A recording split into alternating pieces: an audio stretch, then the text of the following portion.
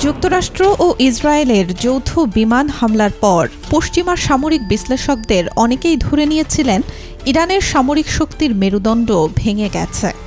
তেহরানের পক্ষে এই ক্ষতি কাটিয়ে উঠতে লাগবে বহু বছর, কিন্তু সময়ের সঙ্গে সামনে আসছে ভিন্ন এক বাস্তবতা। ধ্বংসস্তূপের ভেতর থেকেই যেন দ্রুত উঠে দাঁড়াচ্ছে ইরান।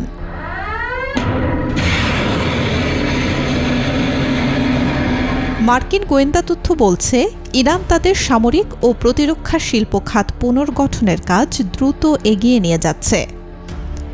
গত এপ্রিলের শুরুতে কার্যকর হওয়া ৬ সপ্তাহের যুদ্ধবিরতিকে কাজে লাগিয়ে তেহরান আবারও ড্রোন উৎপাদন শুরু করেছে। মার্কিন সংবাদ মাধ্যম CNN গোয়েন্দা সূত্রের বরাতে এই তথ্য প্রকাশ করেছে।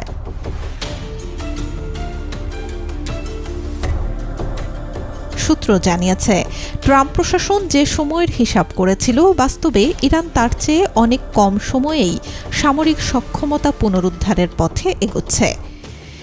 যুদ্ধের সময় ধ্বংস হওয়া ক্ষেপণাস্ত্র ঘাঁটি, লঞ্চার এবং অস্ত্র উৎপাদন কারখানাগুলো দ্রুত মেরামত করা হচ্ছে।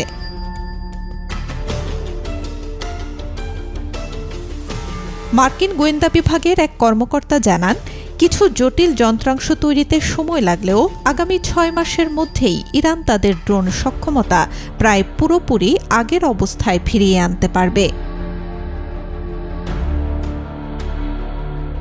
প্রশ্ন উঠছে, এত বড় হামলার পরও কিভাবে এত দ্রুত ঘুরে দাঁড়াচ্ছে ইরান? মার্কিন গোয়েন্দা এর পেছনে দুটি বড় কারণ দেখছেন।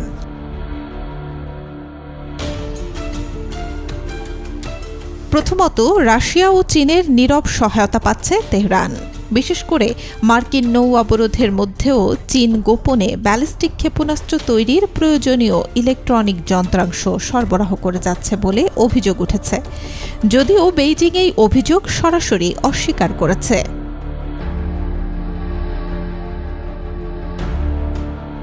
দ্বিতীয়ত, যুক্তরাষ্ট্র ও ইসরায়েলের যৌথ অভিযান অপারেশন এপিক ফিউরি প্রত্যাশিত মাত্রায় ধ্বংসযজ্ঞ চালাতে পারেনি বলেও মনে করছেন গোয়েন্দারা। হামলা বড় ছিল, কিন্তু ইরানের সামরিক কাঠামো পুরোপুরি ভেঙে পড়েনি।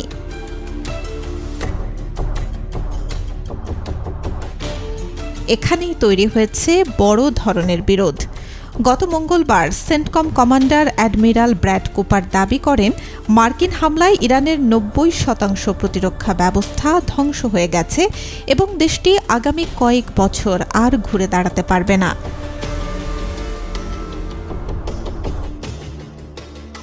কিন্তু গোয়েন্দা মূল্যায়ন যেন ভিন্ন গল্প বলছে। তাদের মতে, তেহরান ধ্বংসস্তূপ সরিয়েই আবার কারখানায় আগুন জ্বালাতে শুরু করেছে। আর যদি বর্তমান গতি বজায় থাকে, তবে কয়েক বছরে নয়, মাত্র কয়েক মাসের মধ্যেই ইরান আবারও মধ্যপ্রাচ্যের সামরিক সমীকরণে শক্ত অবস্থানে ফিরে আসবে। Desk report, B news 24।